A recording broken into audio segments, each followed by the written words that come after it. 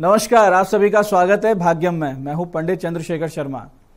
दर्शकों, सबसे पहले हम बात करते हैं आज के दिन के पंचांग की। आज दिनांक है 6 अगस्त सन 2023। विक्रम संवत 2080 चल रहा है। श्रावण अधिक मास है, कृष्ण पक्ष है, वर्षा ऋतु है, तिथि आज की पंचमी है और आज का वार है रविवार।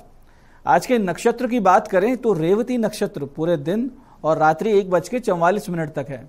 योग धृति है, शाम बाद 8:22 तक आगे शूल योग है। तो योग की दृष्टि से आज का दिन शुभ है, योग कारक है, इसका पूरा सदुपयोग कीजिए।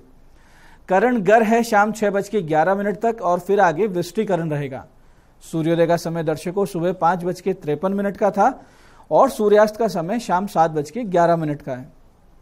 आज का राहु काल दोपहर बाद 4:30 बजे से लेकर शाम 6 बजे के बीच रहेगा। इसे पूरी तरीके से टाल दीजिएगा क्योंकि इसमें कोई शुभ कार्य नहीं होता है और लंबी यात्रा पे नहीं निकलना चाहिए। अभिजित मुहूर्त आज दोपहर 12:05 से दोपहर 12:59 के बीच में है। दिन में 2 बार दुष्ट मुहूर्त भी रहेंगे, इन्हें ध्यान से समझिएगा और सूझबूझ से टाल दीजिएगा। ये हैं शाम 5:25 और शाम 6:18।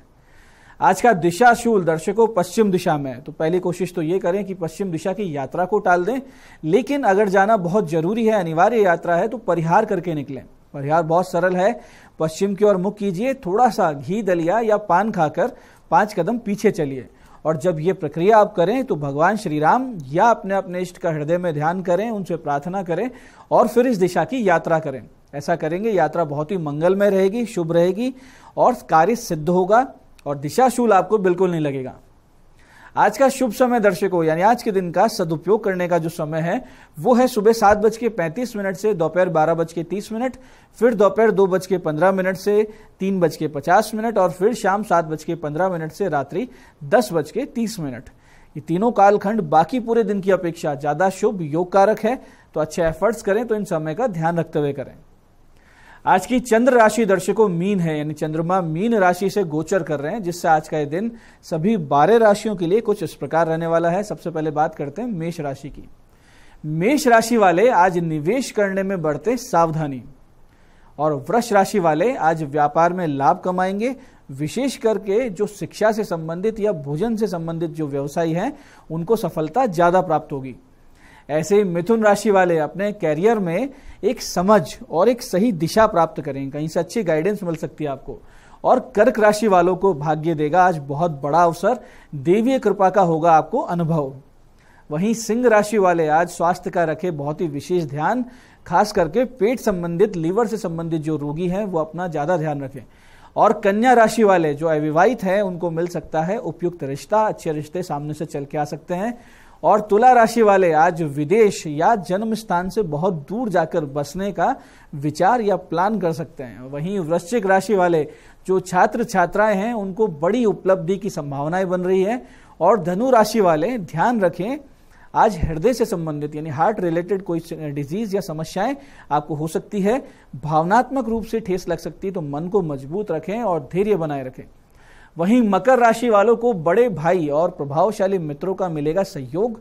वहीं कुंभ राशि वाले रहेंगे आज हर मसले में, हर मामले में आगे, स्टेज पे बोलने का मौका मिल सकता है, अपने आप को रिप्रेजेंट करने का, बहुत अच्छा प्रदर्शन करने का आपको मौका मिल सकता है। वहीं मीन राशि वालों को भ्रम और कल्पनाशीलता समय खराब करेगी, बहुत ज्यादा सोच विचार करते रहेंगे और काम कम करेंगे। तो दर्शकों ये था आज का पंचांग, जिसके समुचित ज्ञान से आप अपने पूरे दिन को अच्छे से सूझबूझ से मैनेज कर लेंगे और सही समय का पूरा सदुपयोग करके गलत समय यानी जो टालने योग्य समय हमने आपको बताया उसमें कोई बड़ा कदम उठाने से बच जाएंगे।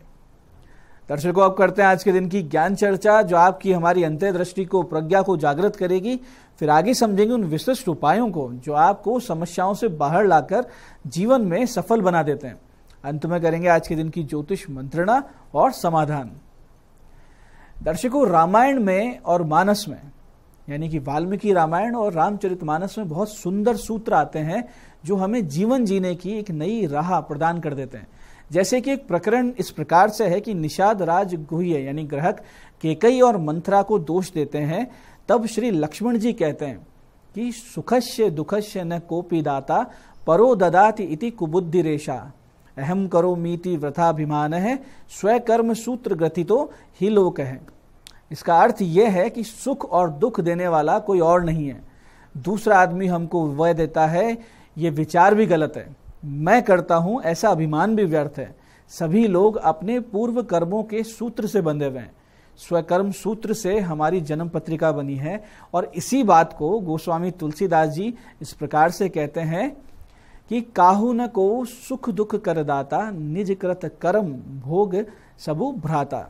इस तथ्य का सार ये है कि हम हमारे ही कर्मों के प्रारब्ध जो फल है इस रूप में भोगते हैं और इसमें कोई भी किसी भी अन्य का कोई दोष नहीं है। हमारे कर्म ने हमें बांधा है और साधना से, तप से, इष्ट समर्पण से हम मुक्त भी हो सकते हैं। यानी सुख दुख बंधन मुक्ति सब हमारे ही हाथ में है। तो ये आज की ज्ञान चर्चा का सार है कि दूसरों को दोष देना बंद करें अपनी परिस्थिति के लिए। हमारी जो परिस्थिति वर्तमान में है हमारे पूर्व में किए गए कर्मों का फल है और अब अच्छे कर्म करेंगे तो इस परिस्थिति को भी सुधार सकते हैं और आने वाले समय को भी। तो दर्शकों, आप करते हैं चर्चा उन विशिष्ट उपायों पर जो आपकी सभी प्रकार की समस्याओं के सरल समाधान कर देते हैं और जिनसे आप असफलता को, अड़चनों को जीवन में बहुत पीछे छोड़ते हुए सफलता की ओर दृढ़ता से, तेज गति से, कॉन्फिडेंस से अग्रसर होते हैं। दर्शकों, सबसे पहले बात करते हैं उन लोगों की जिनका जन्मदिन है। तो जिन जिन लोगों का जन्मदिन है, सुबह जल्दी भगवान सूर्य को रोली, लाल फूल, थोड़ा सा गुड़ मिला के अर्घ दें भगवान सूर्य को और उसके बाद में सुबह 10:15 पे एक नंदी जी को 1.25 किलो दलिया और 1.25 पाव गुड़ खिला के आए और फिर भगवान शिव जी के मंदिर में 1.25 किलो गेहूं दोपहर 1:30 से 2:30 बजे के बीच में आप अर्पित करें। इसके बाद में दोपहर 4:30 बजे से लेकर शाम 6 बजे के बीच में आप कुष्ठाश्रम में जाएं, वहां भोजन, वस्त्र, जो भी आप सहायता कर सकते हैं वो करके आएं। ये सारे अगर आप उपाय करते हैं, निश्चित रूप से इन उपायों से आपकी पत्रिका में संतुलन आएगा, जीवन में आप आगे बढ़ेंगे, पूरा वर्ष सुख शांति से ईश्वरीय अनुकंपा के साथ बीतेगा, इसमें कोई संदेह नहीं।